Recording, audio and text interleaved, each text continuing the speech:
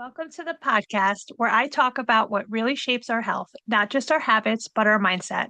I'm April, a health and weight loss coach who is on my own journey to lose weight, rebuild confidence, and most importantly, change the way I think about myself and my goals. Each week, I will talk about the real challenges of weight loss, the ups and the downs, and the powerful roles our thoughts and approach play in transforming our bodies and our lives. Whether you're just getting started, feeling stuck, or ready to level up your results, this is the space for real talk and a reminder that change always starts from within. So take a deep breath, get comfortable, and let's get into it. Welcome back to the podcast and welcome to 2026. So, if you're listening right now, chances are you set a goal at the start of the year. Maybe it's weight loss, maybe it was consistency, maybe it was just simply taking better care of yourself than you did last year. And now week one is come and gone. So, how are you feeling? How am I feeling? Because remember, I'm in this with you. I am working on things myself. I am strengthening things that I've learned from previous years moving forward. And as I've talked about before, gained weight last year, kept off 50, moving forward to progress more in my weight loss journey. And also progress more with strengthening how I show up for myself, how I listen to myself, and how I help take care of me. So after week one, emotions can be all over the place. I know mine are, right? You come into the new year and you have all of these ideas and expectations and thoughts, and then week one comes and goes.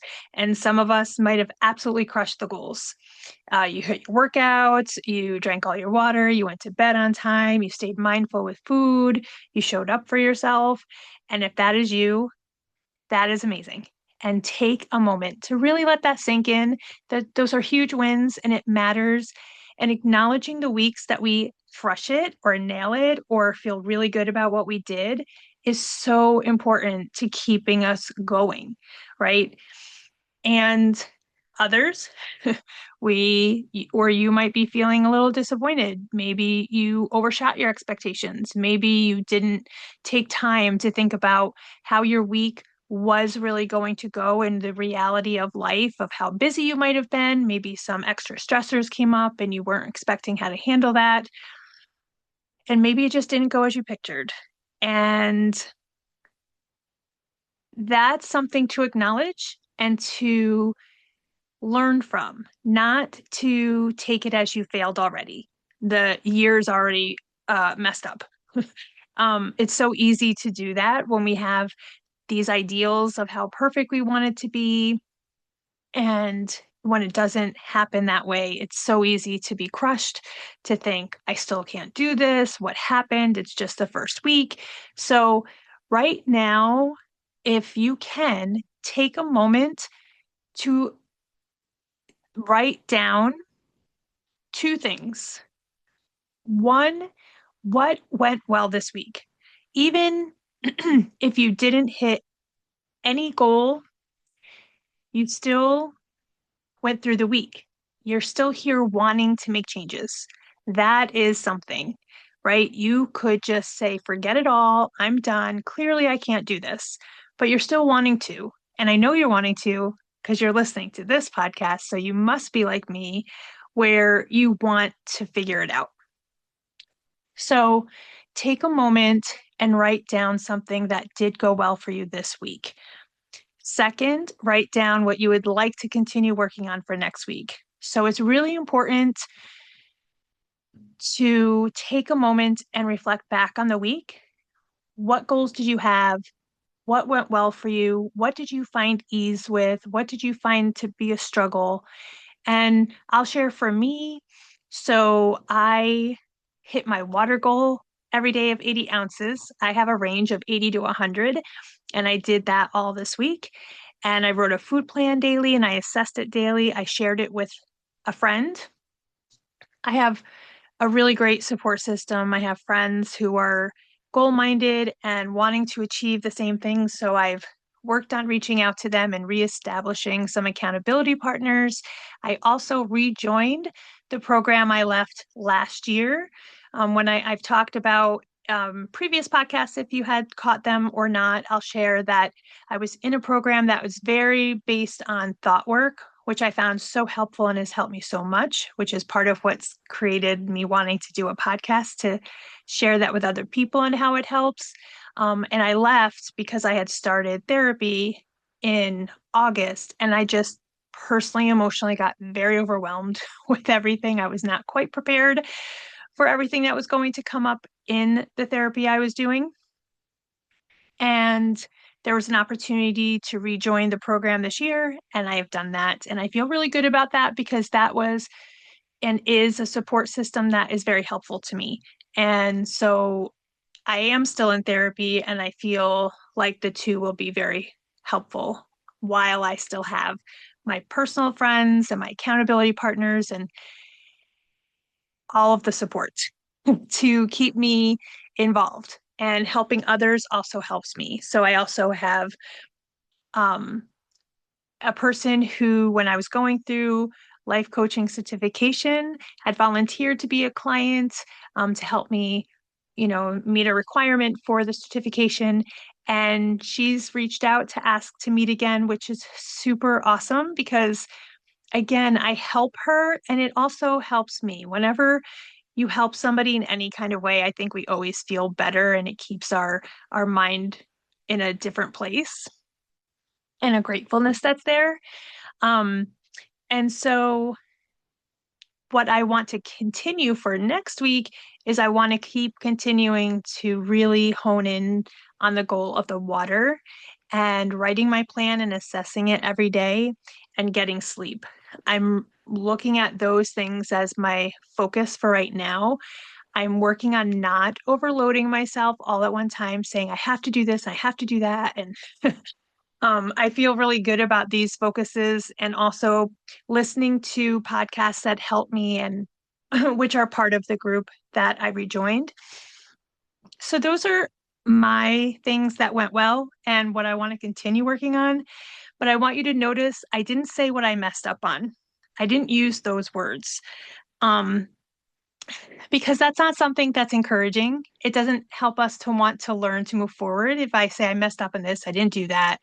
Um, it's just a defeating feeling, I think, and it makes us feel like we're never going to get there. So again, it's always about how we phrase things to ourselves. So the two things again, just to reiterate, write down what went well this week and what you would like to continue to work on.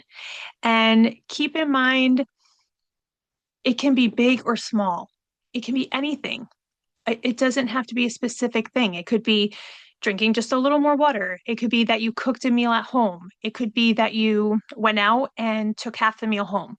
It could be anything that you notice that was different from last week for yourself. It could be somebody brought food into work and you didn't have any. Anything throughout the day. You had an urge for a candy bar and you chose water instead, or you chose to eat lunch instead of, I know that's something that I've noticed that when I was getting a little hungry this week, I was like, okay, maybe it's time for lunch. And I just focused on having my meal instead of a snack. So any changes that made that you were more aware and more mindful is something to celebrate. And you, if you feel like you didn't have a great week, keep in mind that it's consistency, even when you're not perfect, because perfectionism is never the goal. It's not a realistic goal. It doesn't exist. There's always something that might not be 100% on the dot for you every week. So it's the consistency of showing up every week, looking at your week, looking at what you can do better, and keep going. And perfectionism tires you. It's exhausting. I am somebody who struggled with that, and I still struggle with that sometimes. So I can speak from experience that it's part of, I've mentioned my art and how I've gotten back into that. And perfectionism is why I've stopped doing art. And with getting back into art and watching videos on YouTube is really where I've gotten classes There's so many great people out there giving out free classes for art on YouTube. It's amazing. I'm so grateful for that. And it's really great because I've been learning to the one of the people I followed, she's always saying, trust the process, enjoy the process. It's not about necessarily what it looks like at the end. So looking back at your week through realistic expectations and building on something, really engaging with yourself, of trusting that you're working on this and you're not going to stop. You're going to keep learning. And that's something that I want to encourage you to do is do not stop. It might not be perfect. And there's things that are going to come up this year. And you may think about what's the point? I don't have time. Anything that you can do in your day for yourself through the toughest of times is going to be better than nothing. So to keep that in mind as well. And doing the review of your week and looking back through a gentle perspective and writing down something that went well first will encourage you to keep going. And writing down what you want to continue to work on will encourage you to keep trying. So that's my message for this week. And whether one week felt amazing, messy, or somewhere in between, you're still in this, you're still moving, and that's what counts. So take what you've learned from this week, build on it, be patient. And remember, you don't have to be perfect to have a strong year. When I lost 50 I lost 50 something pounds in one year, and it was not a perfect year. There was ups, there was downs, there was overeats, there was all kinds of things, workouts missed, but I was consistent. Every week I tried, every day I tried, and that's what made the impact. So just keep going and ask yourself what you're willing to commit to for this week. And I thank you so much for being here and listening. If this was helpful, please share it with someone who you think would benefit from this. And as always, please remember to wake up willing to do something that feels good to you. Have a great week. Bye.